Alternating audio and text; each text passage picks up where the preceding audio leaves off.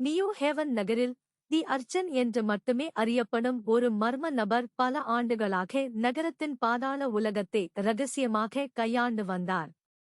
துப்பறியும் gate Matthews தி அர்ச்சனை வீழ்த்துவதற்கு பணிக்கப்பட்டார். ஆனால் அவரது முயற்சிகள் அவரது சொந்தத் துறையில் உள்ள ஒரு மச்சத்தால் தொடர்ந்து முறியடிக்கப்பட்டன. அவள் வழக்கை ஆழமாக ஆராய்ந்தபோது கேட் தனது கூட்டாளியான அலெக்ஸ் துரோகி என்று சந்தேகிக்க ஆரம்பித்தாள். அலெக்ஸை நெருங்கிய நண்பராக கருதியதால் அவள் துரோகத்தின் ஆழமான உணர்வை உணர்ந்தாள். கேட் அலெக்ஸுக்கு எதிராக ஆதாரங்களை சேகரித்ததால் அவள் எதையோ இழக்கிறாள் என்ற உணர்வை அவளால் அசைக்க முடியவில்லை. அவள் அலெக்ஸை எதிர்கொள்ள முடிவு செய்தாள். அவள் உடைந்து மோல் என்று ஒப்புக்கொண்டாள்.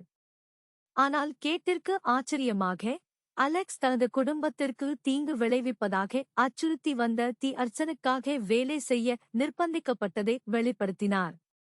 கேட்டின் கோபம் பச்சாதாபமாக மாறியது. மேலும் அர்ச்சனை வீழ்த்தி அவரது குடும்பத்தை அவர்களின் பிடியில் இருந்து விடுவிக்க அலெக்ஸுக்கு உதவுவதாக அவள் சபதம் செய்தாள். கேட் மற்றும் அலெக்ஸ் இணைந்து அர்ச்சனை நீதிக்கு கொண்டு வருவதற்கான திட்டத்தை வகுத்தனர்.